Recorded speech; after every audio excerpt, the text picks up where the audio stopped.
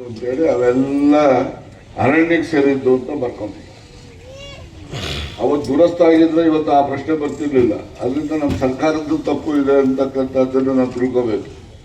ಆದರೂ ಪಾಪ ಅವರು ಫಾರೆಸ್ಟ್ ಡಿಪಾರ್ಟ್ಮೆಂಟ್ ಅವ್ರು ಏನು ಮಾಡ್ತಾರೆ, ನಾವೇನು ಮಾಡೋಣ ಸ್ವಾಮಿ, ಸುಪ್ರೀಂ ಕೋರ್ಟ್ನಲ್ಲಿ ಈ ಥರ ಆದೇಶ ಬಂದ್ಬಿಟ್ಟೈತೆ ಸ್ವಾಮಿ ಅಂತ ಅವ್ರು ಬರ್ತಾರೆ.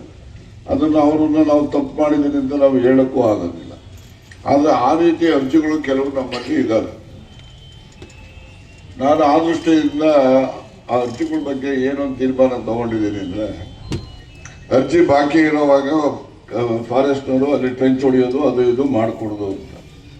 ಅದೇನೋ ಅರ್ಜಿ ರಿಜೆಕ್ಟ್ ಆಗೋದ್ರೆ ಬೆಳಿಗ್ಗೆನೇ ಹೊರಟೋಗ್ಬಿಡ್ತಾರೆ ಟ್ರೆಂಚ್ ಹೊಡೆಯೋಕ್ಕೆ. ಅದಕ್ಕೆ ಅರ್ಜಿ ರಿಜೆಕ್ಟೇ ಮಾಡೋದು ಬೇಡ, ಹಂಗೆ ಪೆಂಡಿಂಗ್ ಇಟ್ಕೊಂಡಿರೋಣ. ಅವರು ಹಂಗೆ ಹೇಳ್ಕೊಂಡು ತಿರುಗ್ತಾ ಇರಲಿ, ಪೆಂಡಿಂಗ್ ಅರ್ಜಿ ಇಟ್ಕೊಂಡು ಇವ್ರು ರೈತರು ಉಪಯೋಗ ಮಾಡಿಕೊಂಡು. ಅದೇನು ಮೊದಲಿಂದ ಕೆಲವು ಜನ ಅಲ್ಲೇ ಮನೆ ಕಟ್ಕೊಂಡವ್ರೆ, ಅಲ್ಲೇ ಅವ್ರ ತಾತ ಸತ್ತಿರೋನು, ಅವ್ರ ಅಪ್ಪ ಸತ್ತಿರೋನು, ಅಲ್ಲೇ ಊಳಿದ್ದಾರೆ, ಅಲ್ಲೇ ಸಮಾಧಿಗಳಿದ್ದಾವೆ. ಇವ್ರು ಸೀದಾ ನಮ್ಮದು ಅಂತ ಹೊರಟೋಗ್ತಾರೆ. ಈ ರೀತಿ ಕೆಲವೊಮ್ಮೆ ಎಲ್ಲೆಲ್ಲಿ ತಾಂತ್ರಿಕವಾಗಿ ರೈತರಿಗೆ ಬಡವರಿಗೆ ಸಹಾಯ ಮಾಡೋಕ್ಕೆ ಅವಕಾಶ ಇದೆ, ಅದನ್ನು ನಾವು ಮಾಡ್ತಕ್ಕಂಥ ಪ್ರಯತ್ನ ಮಾಡ್ತೀವಿ.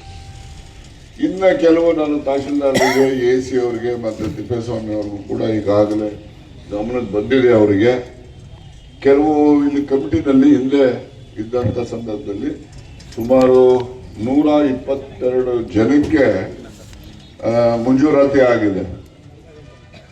ಆದರೆ ಮಂಜೂರಾತಿ ಆದವ್ರಿಗೆ ನಾವು ಇನ್ನೂ ಕೂಡ ಅವರಿಗೆ ಸಾಗುವಳಿ ಚೀಟಿ ಕೊಟ್ಟಿಲ್ಲ, ಖಾತೆನೂ ಇಲ್ಲ, ಯಾವುದೂ ಇಲ್ಲ. ಆ ಥರ ಇದ್ದಾವೆ. ಅದ್ರ ಬಗ್ಗೆನೂ ಕೂಡ ಗಮನ ಹರಿಸಿ ಆದಷ್ಟು ಜಾಗ್ರತೆ ಅದ್ರ ಬಗ್ಗೆ ತೀರ್ಮಾನ ಮಾಡಿ ಅವರಿಗೆ ಸಾಗುವಳಿ ಚೀಟಿ ಕೊಡೋದು ಏನು ಮಾಡೋದು ಅಂತ ಅರ್ಜೆಂಟ್ ಆಗಬೇಕು ಅಂತಕ್ಕಂಥದ್ದು ನನ್ನ ಆಶಯ.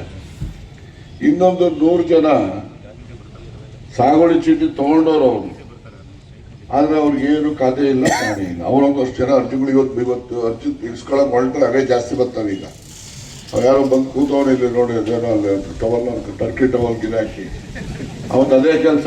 ಯಾರೋ ಸಭೆ ನಡೀತಾ ಇದೆ.